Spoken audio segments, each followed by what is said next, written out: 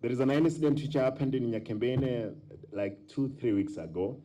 Many people were hurt. Some of them, Dr. Marita, you will confirm, were brought here. Wengine who have been already operated, implants somekwa, out of an incident of a sheer nonsense. There was no reason for that one to have happened.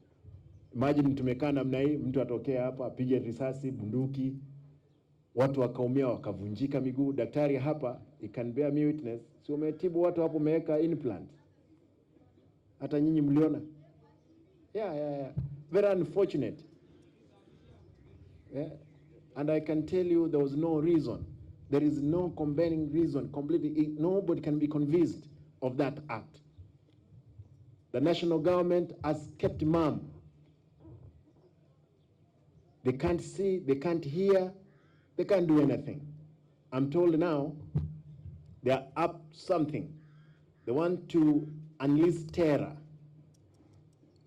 to people of Kisii.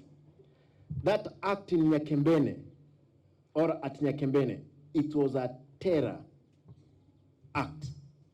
No reason.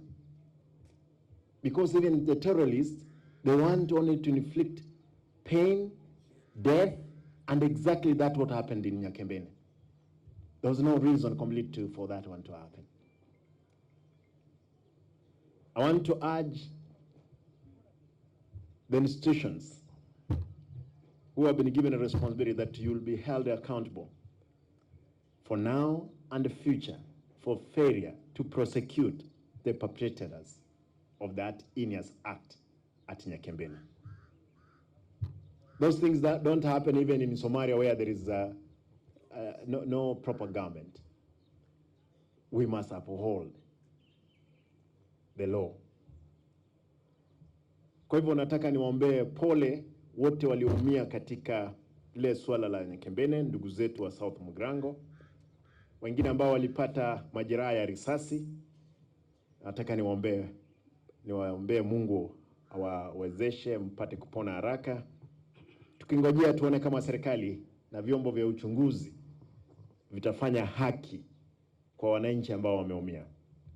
Lakini leo kwa sababu nimepata nafasi, wacha niseme hili. Tafadhali wale ambao mmefaidika kwa kupata mguu, utumie mzuri. Utumie mzuri. Unajua mimi si daktari, madaktari wako